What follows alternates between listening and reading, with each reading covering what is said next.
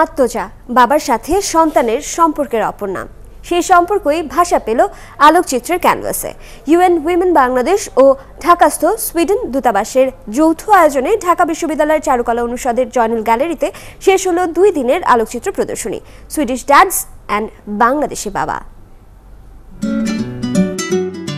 শাসন আর দায়িত্বের আড়ালে বাবা যেন সন্তানের কাছে আস্থা আর ভরসার মিশেল। বাবার সাথে সন্তানের সম্পর্কের স্বাদক্ষণ নিয়ে এই ভিন্ন ধরনের আলোকচিত্র প্রদর্শনী। সুইডিশ ড্যাডস অ্যান্ড বাংলাদেশি বাবা আলোকচিত্রে তাই দুই দেশেরই বাবা সন্তানের সম্পর্ক ঠাঁই পেয়েছে।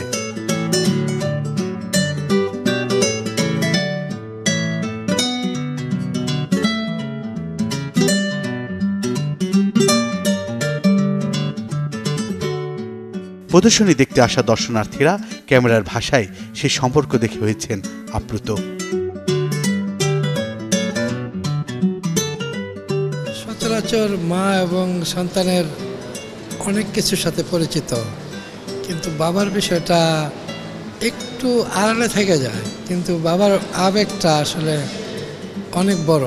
বাবা এবং সন্তানের সম্পর্কগুলো গভীর হয় এবং এগুলো অনেক বেশি আনন্দঘন হয়। আমাদের বাবারা দেখা যায় যে মানে ভিতরে অনেক বেশি ফিলিংসটা থাকে, কিন্তু বাইরে এতটা বেশি আসে না।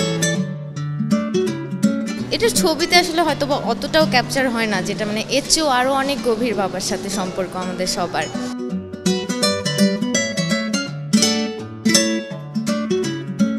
আয়োজকরা মনে করেন এই প্রদর্শনী নারী পুরুষের সমতা নিয়ে প্রথাগত ধারণাকে পাল্টে দিতে সহায়ক হবে।